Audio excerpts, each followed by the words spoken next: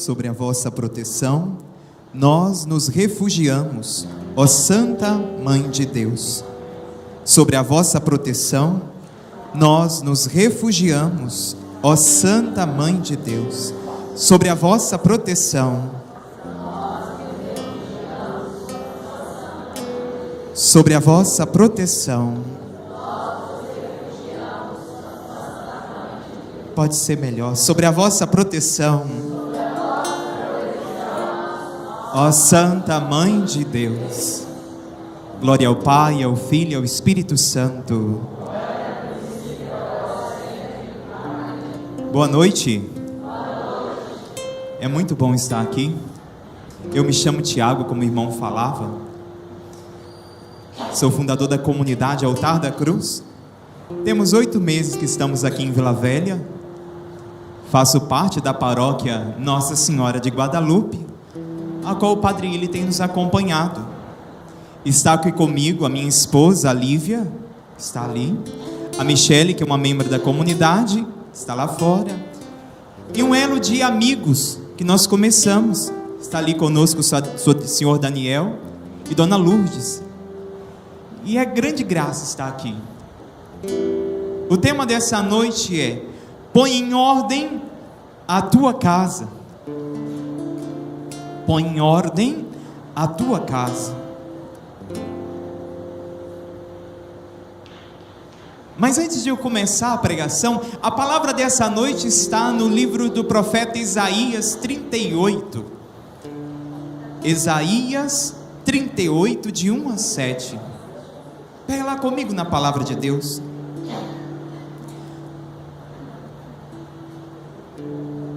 Amém? Glória a Deus. Antes de começar, olha aqui para mim fazendo um favor. Põe em ordem a tua casa. Eu convido você nesse momento, feche seus olhos. Seja homem e mulher de fé. Grupo de oração é lugar de homem e mulher de fé, que crê na manifestação da glória do Senhor. Todos nós, fechamos os olhos. Se hoje fosse o último dia de sua vida, pensa bem comigo que eu vou conduzir. Isso é uma oração, e uma oração poderosa de cura, de libertação, de milagres. Feche seus olhos. Seja homem ou mulher de fé. Usa a tua mente para rezar. Não é coisa da minha cabeça. Santo Inácio de Loyola rezava uma oração de imaginação. Os santos rezavam assim. Vai para um lugar que é fácil você entrar nele. Vai para a tua casa, dentro do teu quarto. Fecha a porta do teu quarto e senta na tua cama. Mas imagina comigo, se hoje fosse o último dia de tua vida, a última noite, o último grupo de oração, a última vez que tu vai ver o teu esposo, a tua esposa, teu filho, tua filha, teus pais, teus irmãos, amigos, parentes. A tua casa está em ordem? Pare e pensa comigo. Há quanto tempo você não tem se confessado? Quantas das vezes perdeu de buscar o sacramento da reconciliação, da confissão? Quantas vezes protelou? Talvez você está esperando para a semana que vem ou essa semana, mas hoje é a última noite de sua vida. Muitas das vezes nós não paramos para olhar assim. Imagina como você está sabendo que hoje é a última noite da tua vida. O que vem no teu coração: hoje é a última noite da minha vida. Me desculpe, irmãos, quem não consegue rezar e buscar esta oração. Quando a irmã falava de intimidade, isso é intimidade. Quando eu consigo parar e olhar para dentro da minha vida, como que está o teu coração? As pessoas que você precisa liberar perdão, como você vai chegar diante? Porque a palavra de Deus nos diz, em Hebreus 9:27, o homem morre uma só vez e vem o seu julgamento. Como você vai chegar com essa pessoa no coração que você precisa perdoar? Como vai chegar diante de Deus com esse sentimento todo? Imagina aí. Quanto que você demorou para dizer para as pessoas que amavam? Quantas pessoas do seu trabalho, da sua casa? Entra nessa oração, amado. Quebra, Espírito Santo, os corações nesta noite. Quebra a mentalidade congelada nessa noite. Deus, eu te peço. Como que está teu coração? Como que está a tua alma? O teu interior? Põe em ordem a tua casa. E o Senhor tivesse dito para você: olha, você vai dormir e não vai acordar mais. Acabou o seu tempo aqui. Fecha os seus olhos, imagina isso. Como que está o teu coração dentro do teu quarto? A palavra do Senhor me garante que assim que Jesus ressuscitou, as portas estavam fechadas e ele se colocou entre os discípulos e disse: a paz esteja convosco. Imagina, usa a tua mente, dá asas à sua imaginação, dá criatividade na oração. Imagina, Jesus se coloca dentro do teu quarto. Não é simplesmente uma imaginação, é fé. Jesus se coloca dentro do teu quarto. Jesus ressuscitado, Jesus misericordioso. O que tu tem para dizer para Ele? Ele se coloca diante de você e diz para você: Nequi, a paz esteja convosco, Nequi. Anderson, a paz esteja convosco. O que tu tem para dizer para Jesus nessa hora? É a última noite. Tu pode te atirar nos pés dele, tu pode ficar em pé, abraçar, gritar, chorar com ele, mas não perca esse momento, bênção. O que tu tem para dizer para Jesus? Fala para ele, diz para ele. É a tua oração. Muitas das vezes a gente espera o outro rezar. Queremos um milagre, e na hora de eu receber milagre eu não tenho o que dizer. Fala para Jesus. A saudade, as broncas do teu coração. E Jesus nessa hora ele te abraça. Sente o abraço de Jesus. Ele vai até você e te consola com um abraço. E nessa hora ele libera mais tempo para você, pelo teu coração bondoso, pelas tuas lágrimas, por aquilo que você foi falando a Ele. E nessa hora Ele libera mais dias, mais anos para a sua vida. Se você soubesse que seria a última noite da tua vida e Jesus te liberasse mais anos para você viver, diz para Ele, como que estaria o teu coração com Ele? A gratidão. Enche Ele de beijo, de abraço, diz: eu te amo, querido, obrigado, obrigado, obrigado. Obrigado, Jesus. Glória ao Pai, ao Filho e ao Espírito Santo, como era no princípio. Amém. Nós precisamos aprender a olhar para o nosso coração. Como que anda o nosso coração? Como que anda a nossa vida? Esperamos sim, e clamamos a cada dia um novo na nossa vida, e Ele tem para dar. Mas é preciso também fazer revisão da nossa história. Diz Paulo que tudo vai passar. Os dons vão acabar. Os apostolados, os ministérios, tudo passa. Tem 3 anos que eu não prego num grupo de oração. É o primeiro, depois de 3 anos. Se eu vivesse só pela pregação, eu tinha parado. Quem me conhece de perto sabe o que eu vivo. A minha vivência com Jesus não é aquilo que eu faço. Eu disse para Jesus ali agora: se tu quiser, eu te pego no colo, põe nas costas e saio com o Senhor em cima das minhas costas, para que o Senhor apareça. Ah, se tu quiser. Quando o irmão dizia: pede a Nossa Senhora o milagre que tu quer, fala para ele para subir nas minhas costas. Eu quero isso. Eu quero encher ele de beijo, de abraço.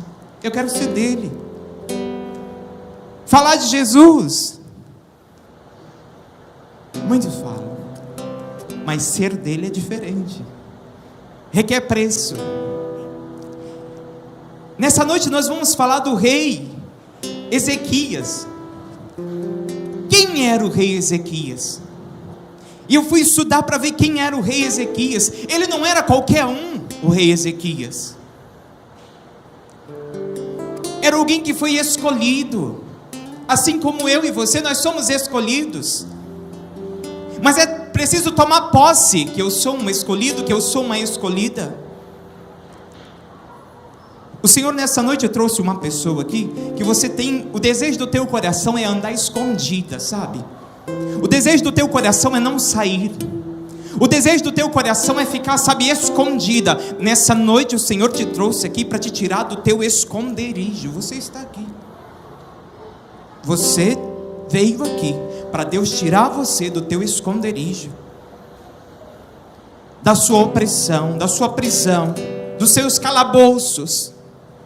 Porque Jesus, ele desce nos calabouços, ele desceu à mansão dos mortos, e quando eu permito ele descer nas minhas mansões, nos meus calabouços, eu começo a experimentar uma vida nova. O rei Ezequias era um homem, ele era filho de Acás, rei de Judá. Ele começou a reinar quando ele tinha 25 anos, ele reinou 29 anos servindo ao Senhor como rei. Diz a palavra do Senhor no 2 Reis 18, que ele fez o que é bom aos olhos do Senhor, como Davi seu pai. Não era qualquer homem. O rei Ezequias fez aquilo que era bom diante de Deus.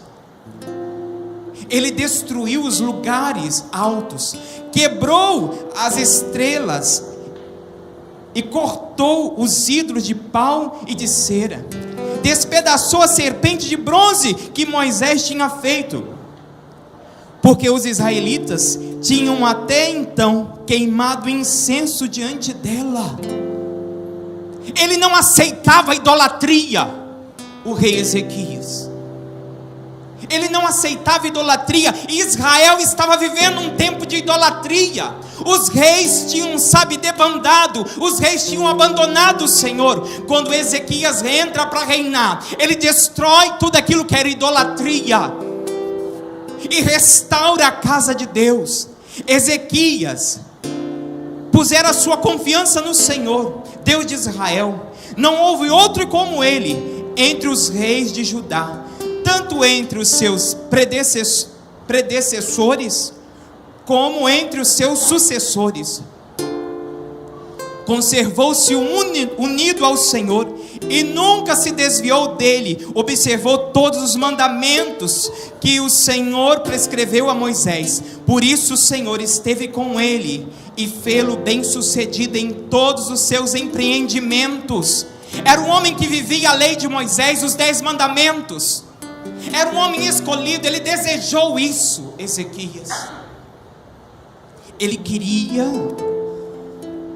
fazer a diferença. Ele fez valer o seu reinado. Não era qualquer rei. Mas entramos na palavra que foi me dada para pregar. Esse era Ezequias, o rei. Isaías 38, de 1 a 7. Naquele tempo,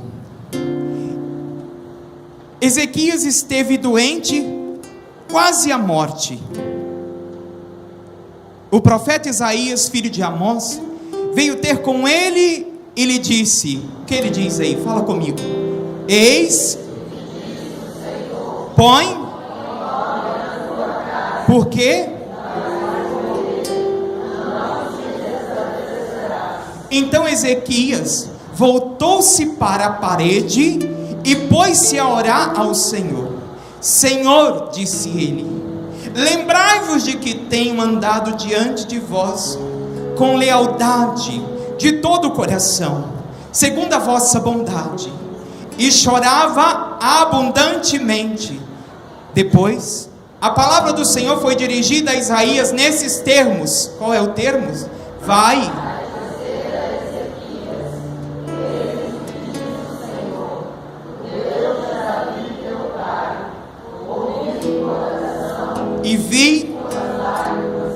prolongarei a tua vida por 15 anos, livrar-te-ei a ti e esta cidade das mãos do rei da Assíria, protegerei esta cidade. E eis o sinal da parte do Senhor, para convencer-te de que cumprirá a promessa. Palavra do Senhor. Esse rei que era obediente, Ezequias, o homem obediente à palavra do Senhor. Ezequias foi aquele que restaurou o culto, porque não se dava mais culto a Deus. Ele restaura o culto. Ele restaurou a celebração da Páscoa, porque Israel não celebrava mais a Páscoa. Então, quando ele começa o reinado, ele restaura novamente, para que celebrasse a Páscoa do Senhor, para que celebrasse a saída do povo da escravidão do Egito. Ele reorganizou o culto dos levíticos. Um homem de adoração, não era um homem qualquer, mas diz a palavra do Senhor, que naquele tempo, ele estava doente, quase à morte. Para mim, Ezequias estava deitado, doente, com uma úlcera, doente, deitado. Então o profeta Isaías não foi lá dizer para ele: olha, você vai morrer. Mas ele já estava doente, quase morto já, diz a palavra. O profeta só foi alertar ele: olha,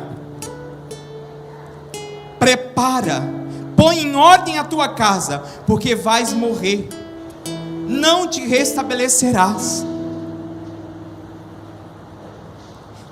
Diz a palavra do Senhor em Samuel 16, que o homem vê a face, mas Deus conhece o coração. Deus conhecia o coração daquele rei, como conhece o meu coração, como conhece o seu, nessa noite. Mas Deus sabia que o coração daquele rei tinha soberba. O coração de Ezequias era um coração soberbo.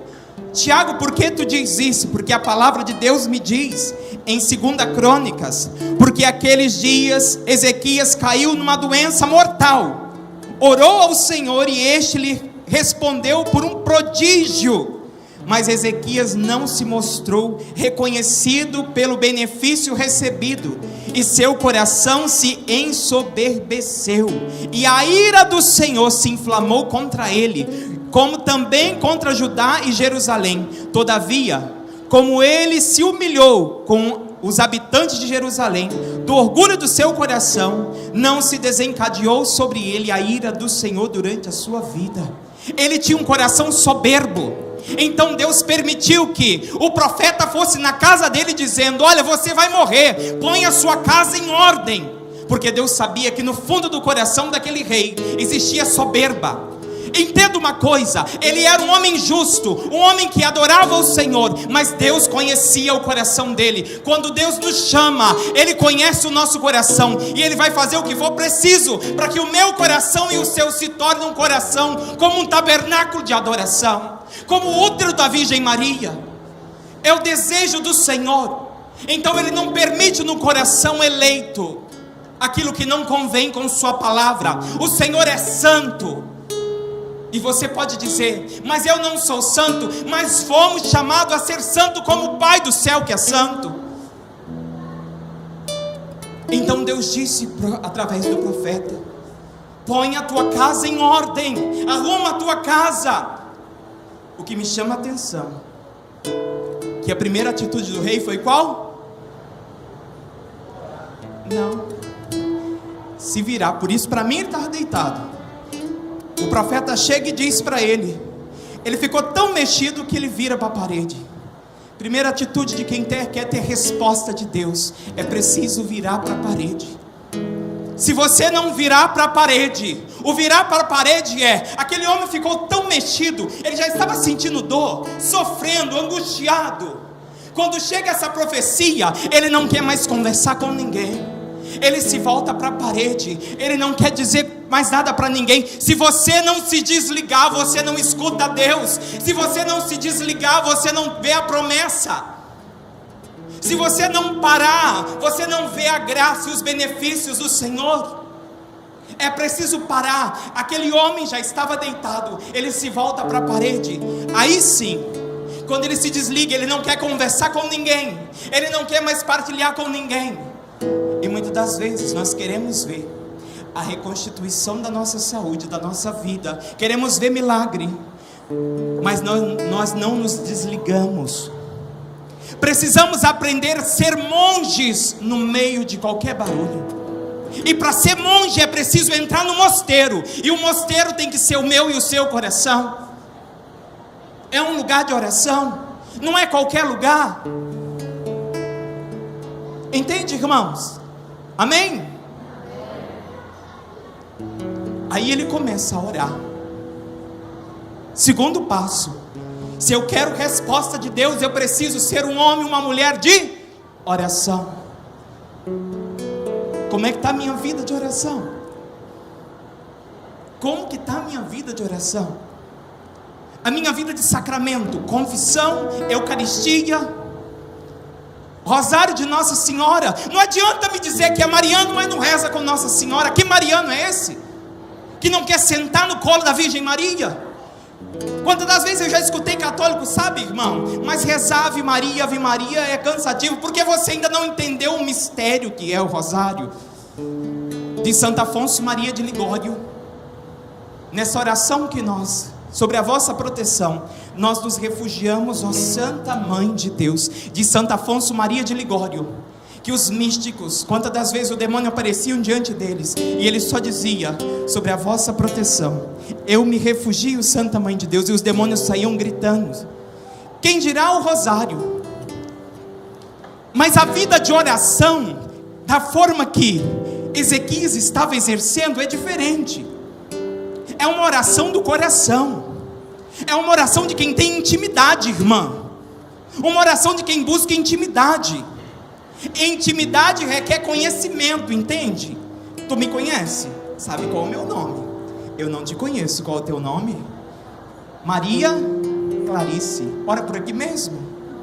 Em Vitória eu não sabia, passei a saber. À medida que eu vou me relacionando com Maria Clarice, eu vou conhecendo ela e ela vai me conhecendo, não é assim? Vamos criando laço de amizade. Oração é assim.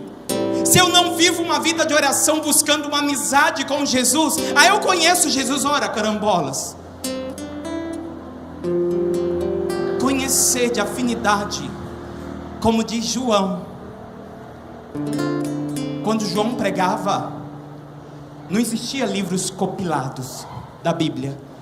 Diz ele no prólogo: o que os nossos olhos viram, os nossos ouvidos ouviram e nossa mão tocou, o verbo divino. Era isso que ele pregava: o que ouviu, o que viu e o que tocava, o que sentia, o que inclinava a cabeça no peito dele. Isso é vida de oração, irmãos. Diz o Salmo 62 que a minha alma, ó Deus, diz o salmista, Deus, minha alma tem sede de vós, eu vos procuro. Isso é oração. Oração é uma procura, irmãos. Hoje eu não quero rezar, mas eu rezo assim mesmo, porque eu preciso procurar Deus. Tem dia que Deus está dentro, parece que vai nos matar sufocado. Tem dia que Deus, eu preciso correr, parece que Ele escorrega. Mas eu preciso buscar, é uma busca. É uma busca. É essa oração que o Senhor espera de mim e de você. Uma oração de amizade, daquele que busca a Ele. E se eu busco conhecê-lo, eu começo a viver aquilo que Ele me chama a viver. Terceiro ponto, quando Ele começa a rasgar o coração dele: volto para vós. Voltou-se para a parede e pôs-se a orar ao Senhor. Senhor, disse ele, lembrai-vos que tenho andado diante de vós com lealdade de todo o coração. Aonde eu e você temos andado? Aonde nós temos andado? Senhor, lembrai-vos que eu tenho andado diante de vós com lealdade e de todo o coração. Com lealdade, com respeito, com adoração. Isso é a lealdade. Aonde nós temos andado, irmãos? Aonde você tem andado? Aonde tu anda é o mesmo lugar que Jesus anda. Porque Deus está aonde eu devo estar. Aonde eu não devo estar, ali Deus não está comigo. Aonde você tem andado? Qual é os lugares que a planta dos teus pés tem pisado?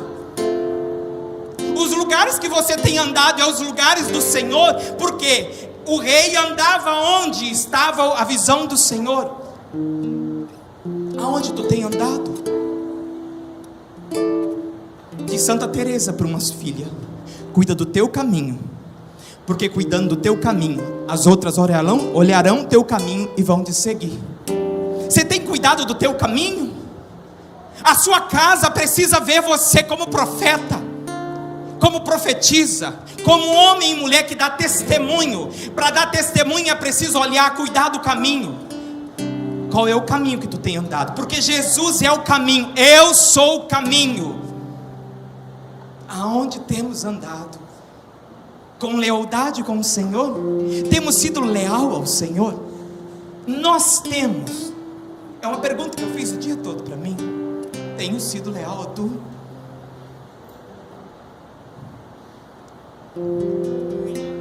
Eu tenho sido leal de todo o coração. Um dia um escriba pergunta a Jesus: qual é o maior mandamento? A lei de Deus? Lembra disso? Marcos 12.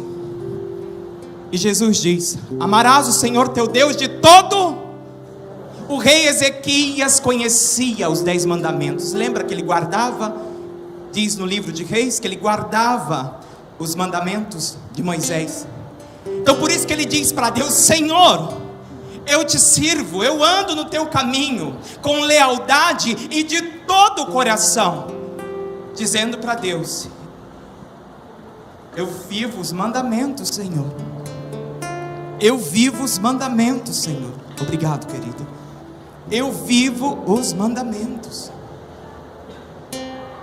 Nós temos vivenciado o mandamento.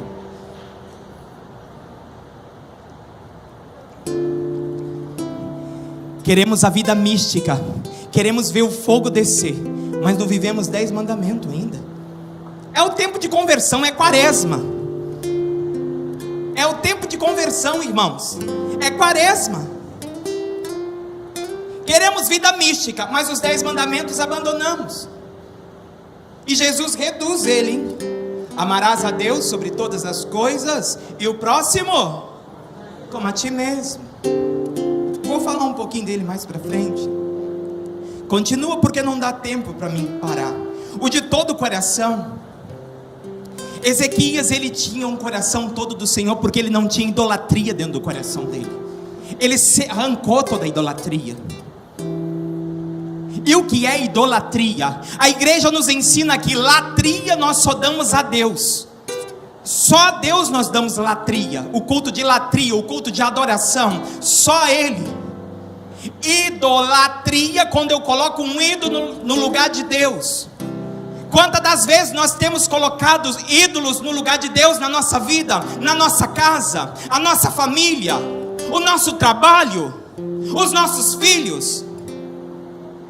É preciso arrancar os ídolos da nossa vida, do nosso coração. As nossas vontades podem se tornar um ídolo. Um dia o diretor espiritual de Santa Teresa de Ávila disse para ela: a vontade de Deus para a senhora está muito parecida com a sua, sabe? E ela entendeu, porque a vontade de Deus nos interpela. A vontade de Deus mexe conosco, nos tira do lugar.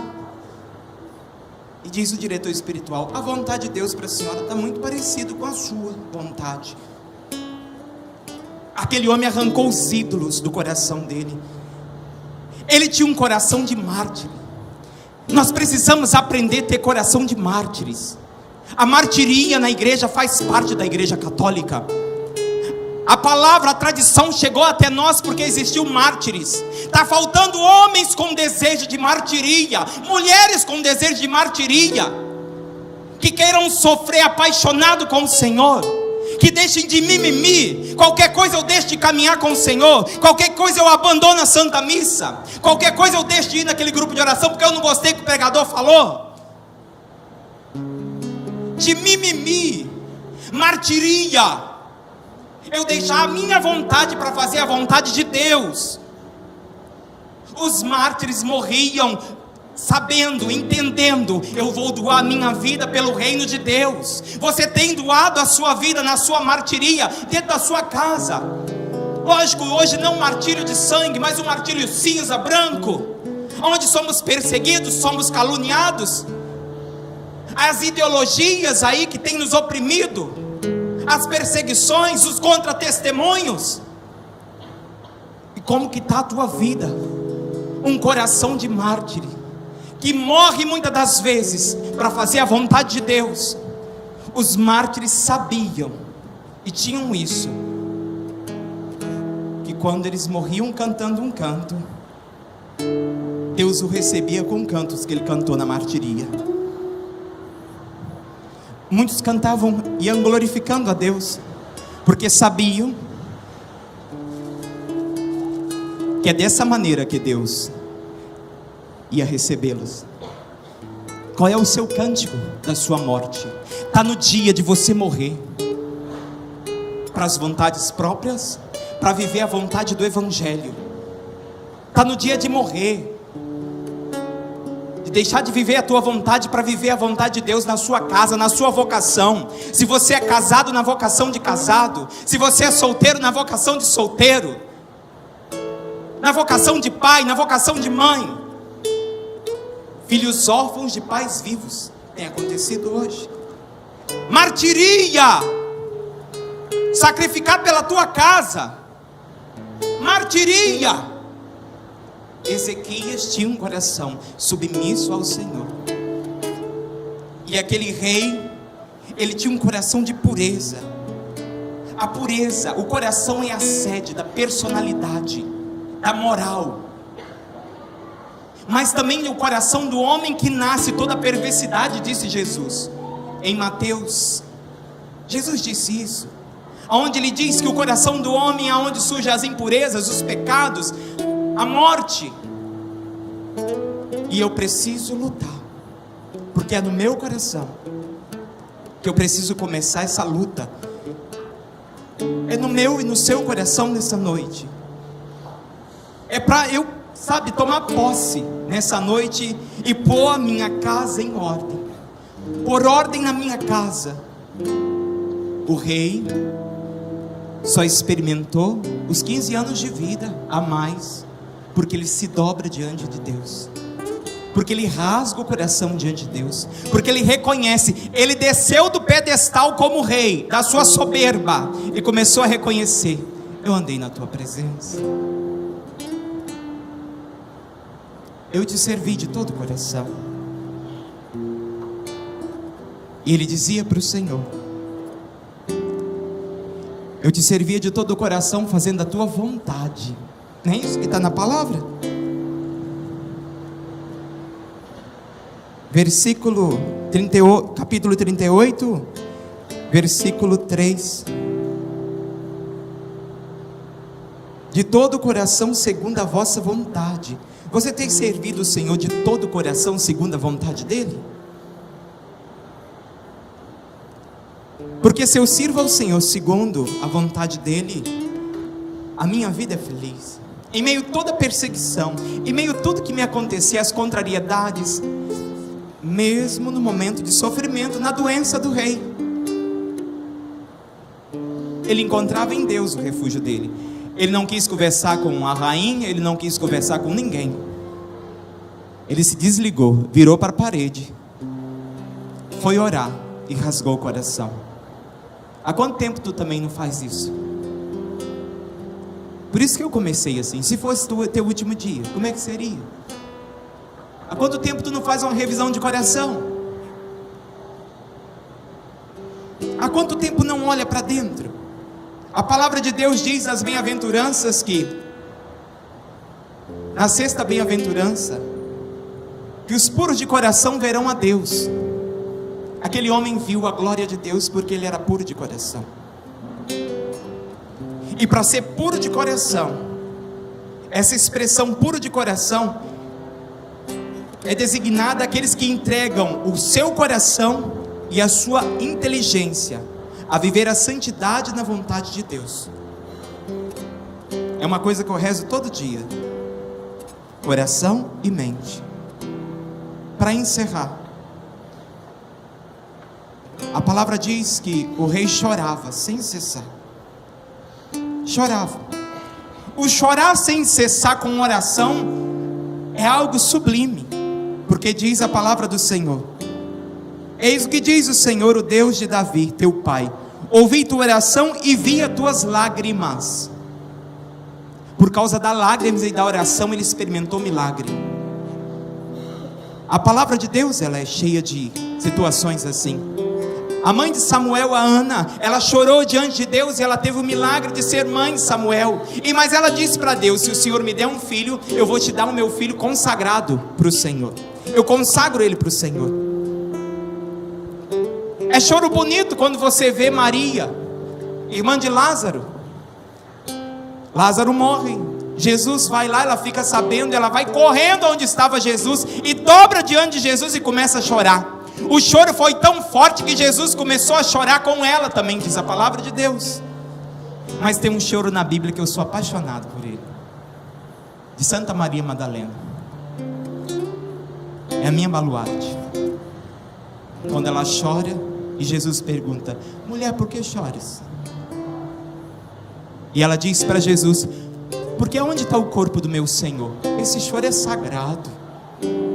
Aonde colocar o corpo do meu Senhor? Fala para mim. Mulher, por que choras? Por que tu tens chorado? Tem que ter sentido o teu choro. Tu chora como Maria Madalena? Aonde botar o corpo do meu Senhor? Ou tu tens chorado porque Deus não tem feito segundo a tua vontade? Ou tu tens chorado porque não tem sido como você queria? Esses são os passos a seguir. Se eu quero ver restituição na minha vida, na minha casa, na minha família, eu preciso dobrar o meu coração. Primeiro cortar, me fechar em oração, me fechar. Segundo rezar, começar a rezar, começar a derramar meu coração, andar na presença dele, ter sinceridade com ele, rasgar o coração para ele, fazer a vontade dele e chorar com ele.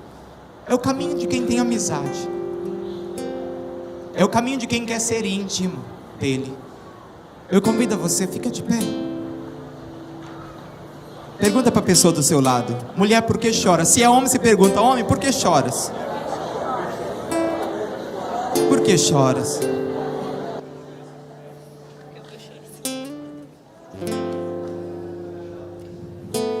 O choro tem que ter sentido, sabe, irmãos? O choro do profeta, da profetisa tem que ter sentido. Eu choro porque aonde está o corpo do meu Senhor? Aonde colocar o corpo dele? Maria, e ela reconhece a ele. Rabone, mestre. Ela deve ter enchido ele de beijo. Não encosta não, porque eu ainda... Mas o desejo dela era agarrar ele, beijar. Quem é apaixonado por Jesus quer encher ele de beijo, de abraço. Deixa ele nessa noite pôr em ordem o teu coração. Talvez dentro da tua casa precisa nem pôr em ordem, mas primeiro tem que ser o coração. Se o meu coração está em ordem, eu consigo administrar ao redor.